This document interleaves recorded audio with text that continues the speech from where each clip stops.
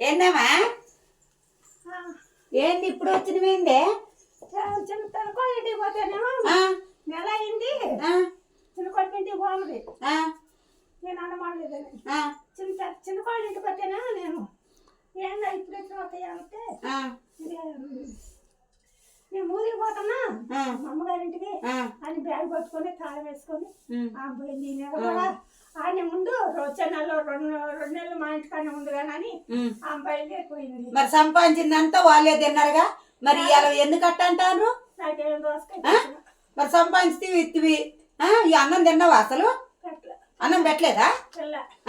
చిన్న కోడలు కూడా పెట్టలేదా? ఊరికి పోతుంది ఇంకేం పెట్టుదామా? పెద్ద కోడలు కూడా పెట్టలే. ఇంకిద్దరు పెట్టుకొని సంచి ఇచ్చి చేతనిచ్చి పంపించారా నిన్ను? ఆస్తి అంతే అని దొబ్బాను. అన్నం పెడతా, అన్నం పెడతారా? అన్నం వండలేం, అన్నం వండుతారా? కూర్చో కూర్చో. ఎప్పుడు బయలుదేరు ఏమో అసలు భలేగా ఇట్లా చేశారు. ఏం అన్నం వండి పెట్టలేకపోయిందా చిన్నకోళ్ళు? ఏం మనిషి కాదంటామా?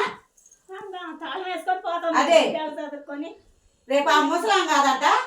నాకేం దోసకాయకి వచ్చిన అదే మరి పెద్ద మనుషులు కాగా నీకు ఎలా కొడితే ఎవరు చెప్పరంట.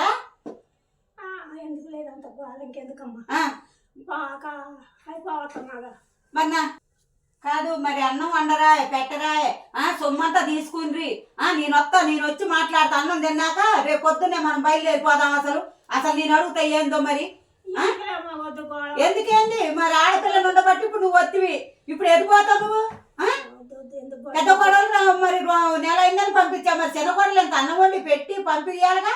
అత్తయ్య మరి పో పెద్ద ఆయన కాడికి అని అనవచ్చుగా. వాళ్ళు అసలే మంచి గద్దరోళ్ళు, నువ్వే ఆడబడతావు. అయితే గద్దరోళ్ళు నేను ఊకొని అసలు నేను అడుగుతా. రేపు పొద్దున్నే తీసుకొని పోతా. అన్నం నువ్వు ఎప్పుడు వచ్చినవో ఏమో. అన్నం తినవైతివి, ఏం తినవైతివి, ఎట చేతివి. ఆగు, అన్నం వండి అన్నం పెడతా. కానీ నువ్వు అదే బిడ్డ లేకపోతే ఇప్పుడు పరిస్థితి ఏంది?